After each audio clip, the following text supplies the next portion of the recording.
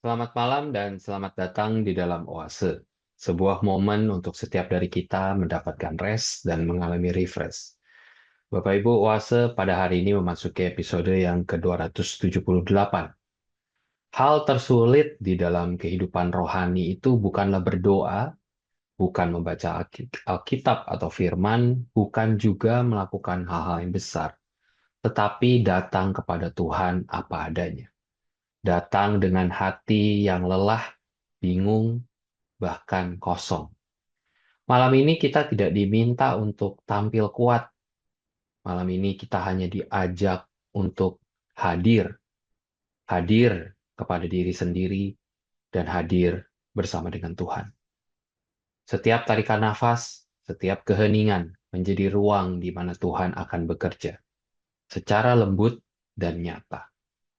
Mari kita menurunkan sedikit tempo kehidupan kita. Mari membuka hati dan memberikan ruang bagi Allah untuk menyapa kita malam ini. Mari Bapak Ibu kita mengambil waktu berdiam sejenak di hadapan Tuhan.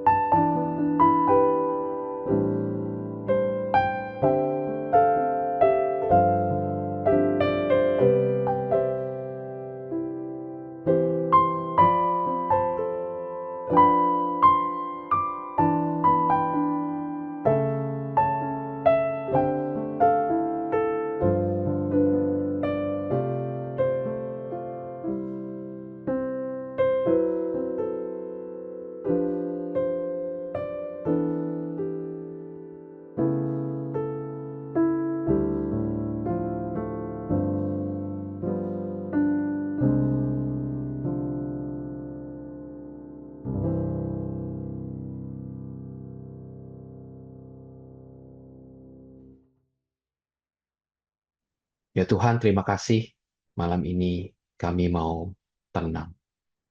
Kami mau hadir di dalam kesadaran diri dan di dalam kenyataan bahwa Engkau adalah Allah yang tidak pernah meninggalkan kami.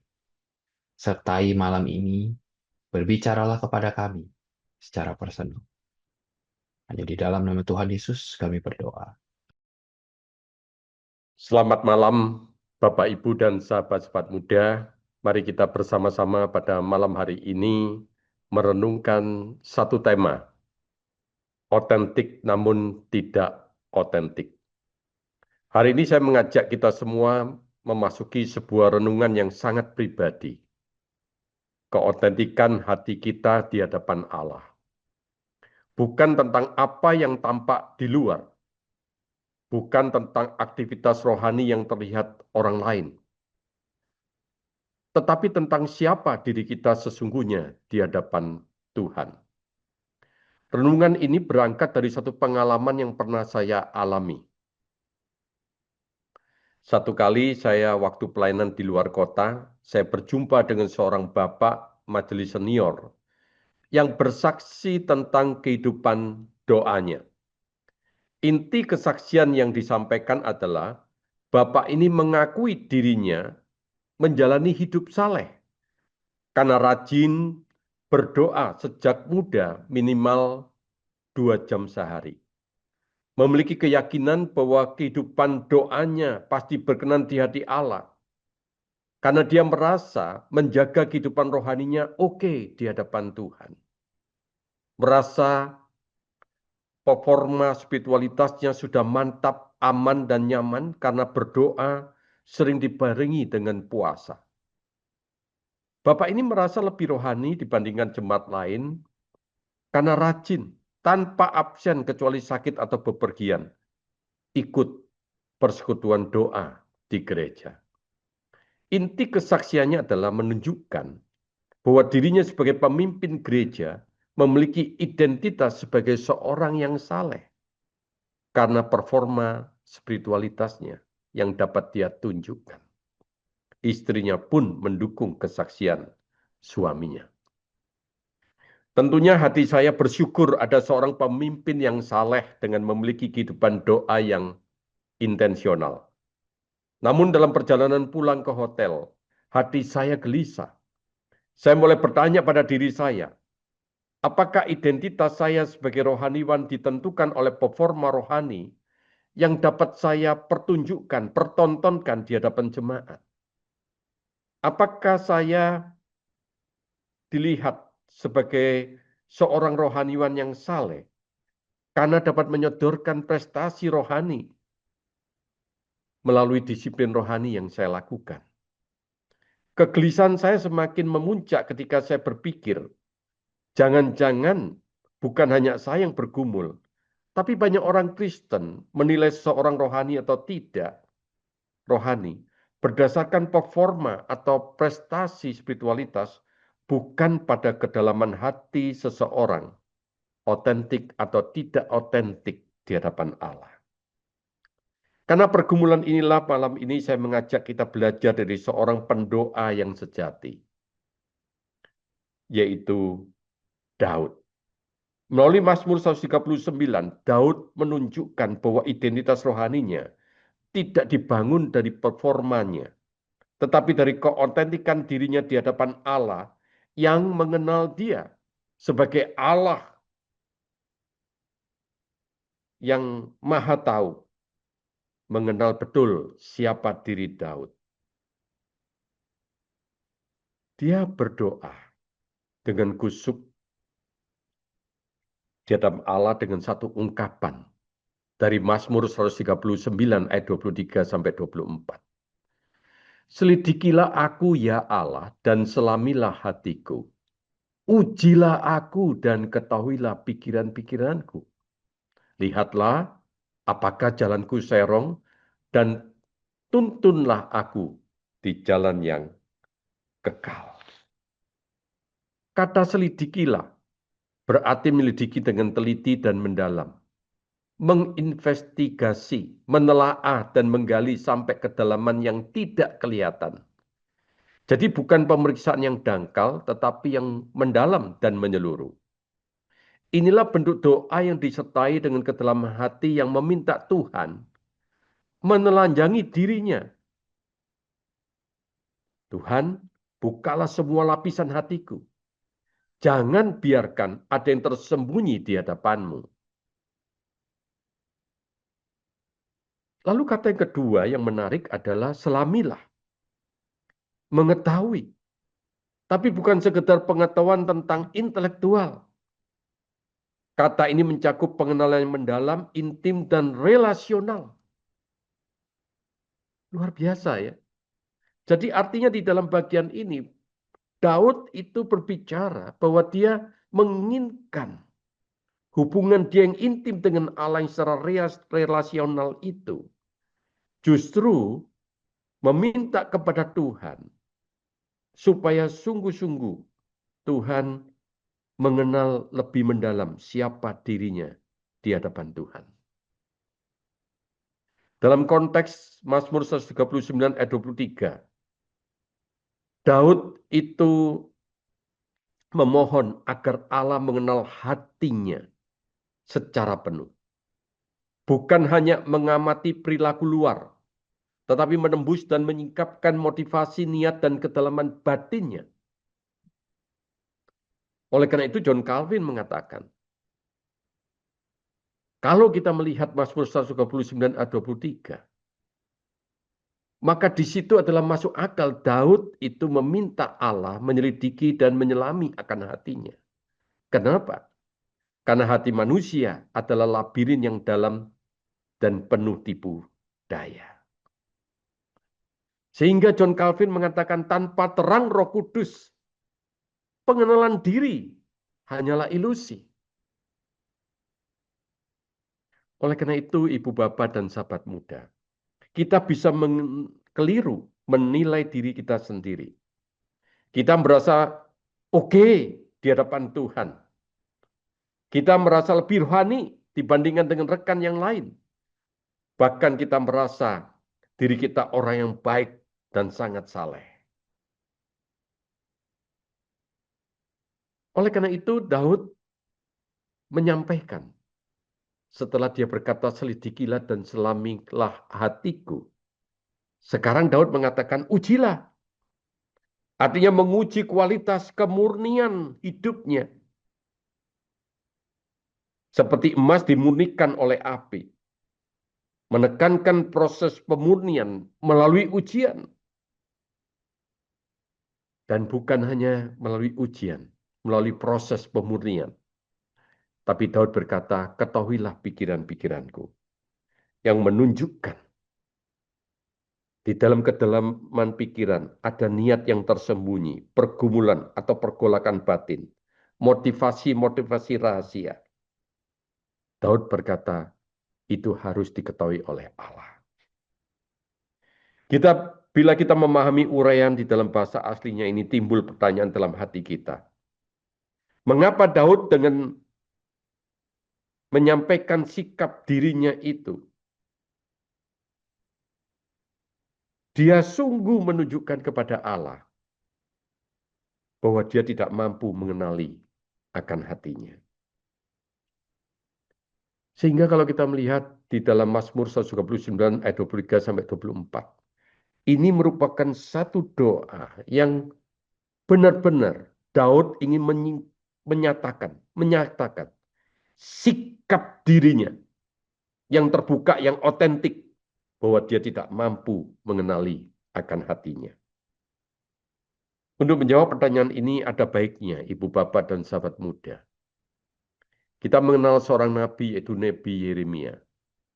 Yang di dalam Yeremia 17 ayat 9 dia menuliskan, hati itu licik melebihi segala sesuatu dan tak terpulihkan. Siapa yang dapat mengetahuinya?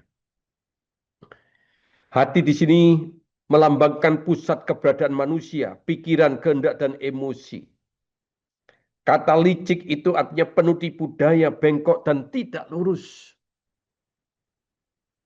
Saudara, kalau kita melihat dari perspektif Yeremia pasal 17 ayat 9, maka di sini kita dapat mengetahui bahwa Daud itu menyampaikan doanya di dalam Mazmur 139 ayat 23 sampai 24.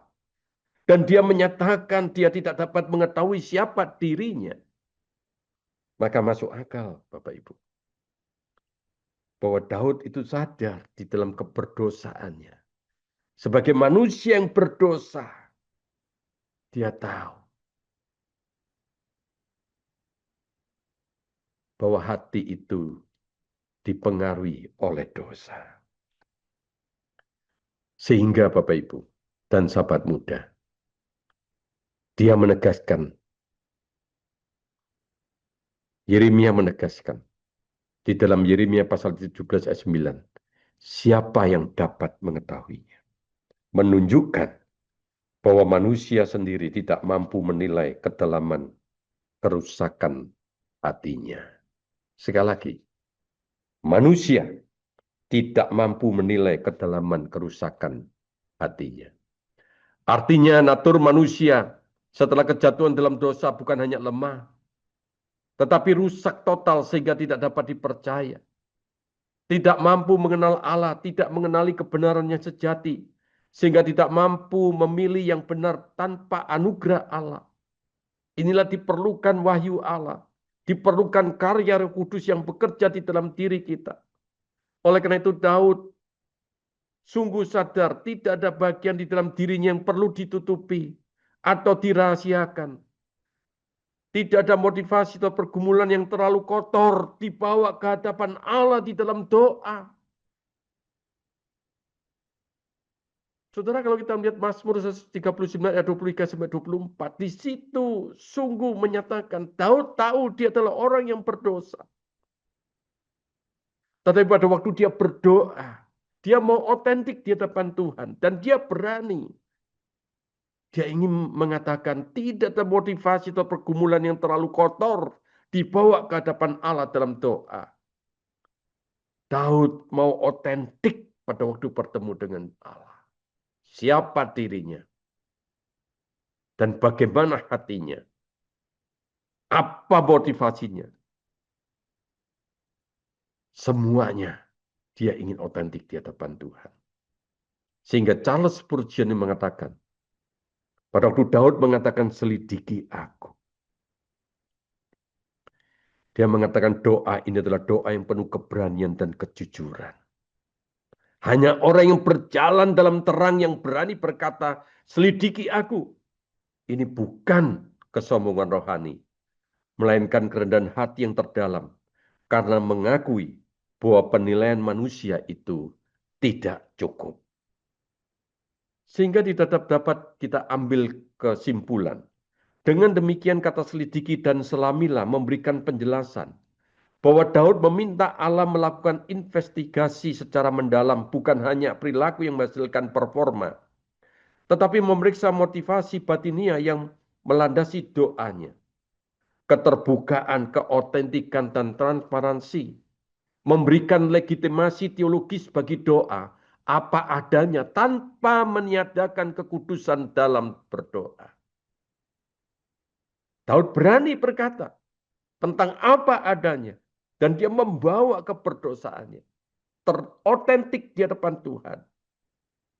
Itu memberikan legitimasi teologis bahwa doa apa adanya itu tidak meniadakan, tanpa meniadakan kekudusan dalam berdoa. Jadi kesalahan palsu bisa terjadi karena seseorang memamerkan konstruksi spiritual yang palsu atau pencitraan rohani. Bagaimana aplikasinya bagi kita? Bagi kita orang Kristen, kita tidak perlu takut hidup otentik di hadapan Allah. Kita tidak perlu ragu membuka hati kita yang gelap. Kita tidak perlu gengsi mengakui kebejatan atau kebusukan motivasi hati kita. Mengapa? Karena Tuhan Yesus membuka dirinya. Dia berjalan menuju Golgota tanpa mengenakan topeng. Dia siap mati di atas kayu salib untuk memerangi kegelapan hidup kita. Inilah jaminan bagi kita.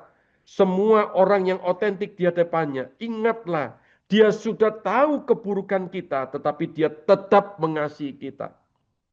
Inilah Injil yang memerdekakan. Tidak takut hidup otentik di hadapan Allah. Pemahaman seperti inilah Daud di dalam ayat 24 merindukan pengudusan hidupnya melalui anugerah Allah. Hal ini kemudian jelas dikatakan dalam ayat 24, lihatlah apakah jalanku serong dan tuntunlah aku di jalan yang kekal. Doa ini bukan sekedar introspeksi, tetapi sebuah undangan kepada Allah agar Allah menuntun ke jalan yang kekal. Ini selaras dengan doktrin pengudusan. Pengudusan adalah karya Allah melalui Roh Kudus. Perlu ketergantungan pada anugerah Allah. Sehingga seorang yang bernama Christ Tygren itu mengatakan, kalimat ini bukan permintaan kepada Tuhan untuk mencari informasi yang belum Allah ketahui. Allah telah mengetahui semuanya ini. Ini adalah sebuah undangan bagi Allah untuk menentukan apa yang perlu dipertahankan dan apa yang perlu disingkirkan. Ini sebuah undangan untuk perubahan yang secara radikal di dalam kehidupan seseorang. Sehingga sebagai satu kesimpulan, identitas rohani kita tidak berasal dari performa disiplin dan pencitraan rohani. Identitas kita dibentuk ketika kita berani membuka ruang hati yang terdalam di hadapan Allah secara otentik, tanpa topeng, tanpa kepura-puraan, tanpa kebutuhan untuk terlihat saleh. Keotentikan di hadapan Allah adalah tanda bahwa Injil itu bekerja di dalam diri kita. Chris Tygren itu juga mengatakan, begitulah cara kerja relasi yang baik dan cara menumbuhkan keintiman. Ada kejujuran, ada transparansi, ada keotentikan. Sewaktu kita membuka diri kepada Allah, Dia akan membuka dirinya kepada kita. Keotentikan transparansi adalah satu-satunya cara untuk memperdalam relasi kita dengan Allah. Oleh karena itu, Bapak dan sahabat-sahabat muda, jika kita membaca Mazmur 139, ayat 23-24, dengan hati yang tenang kita akan menemukan bahwa spiritualitas Kristen bukan dibangun oleh performa, tapi oleh anugerah Allah. Tuhan tidak meminta laporan aktivitas rohani kita. Yang Dia rindukan adalah hati yang terbuka. Daud tidak takut terlihat kurang rohani. Ia hanya takut hidup jauh dari keterbukaan. Saudara, Tuhan tidak mencari prestasi rohani kita. Ia mencari hati yang otentik, yang terbuka, yang transparan. Hati yang berani diperiksa. Dan hanya melalui Injil kita berani berkata seperti Daud. Selidikilah aku, ujilah aku, tuntunlah aku. Inilah jalan menuju keintiman sejati dengan Allah. Maukah kita mengambil waktu pada malam hari ini? Kita sungguh mau mengizinkan Allah membuka dan membedah hati kita yang terdalam. Maukah kita datang dengan berkata, Tuhan selidikilah aku, ujilah aku, dan tuntunlah aku. Mari kita berdoa.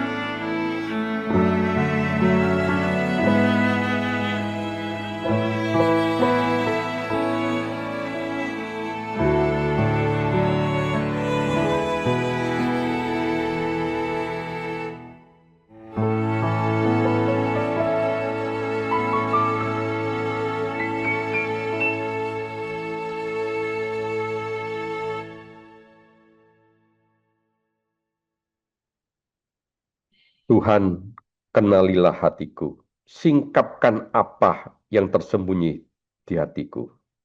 Ajarkan aku otentik, jujur, transparan di hadapan-Mu. Koreksilah dan tuntunlah aku di jalan yang kekal. Inilah doa kami yang kami panjatkan di dalam nama Tuhan Yesus Kristus. Amin. Bapak Ibu, pelayanan Oase adalah pelayanan mingguan. Silakan mengikuti Oase melalui YouTube. Bapak Ibu bisa subscribe YouTube channel SMC untuk mendapatkan reminder setiap minggu malam. Demikian pelayanan Oase pada malam ini. Mari kita mengenal Allah lebih dekat hari ini dibandingkan hari kemarin. Tuhan Yesus memberkati. The Lord bless you and keep you.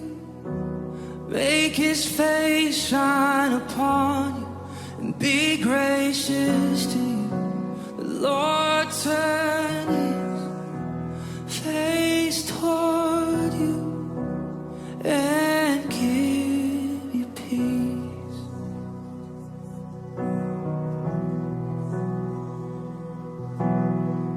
The Lord bless you and keep you. Make His face shine upon you and be gracious to you. The Lord turn His face toward you and give you peace.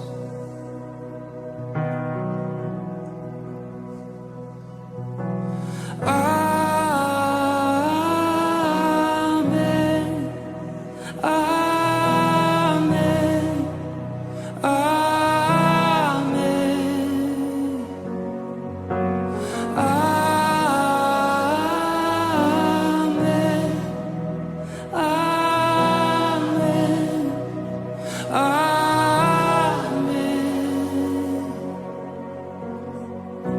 The Lord bless you and keep you. Make His face shine upon you and be gracious to you. The Lord turn His face toward you and give you peace. As we receive, we agree. Amen.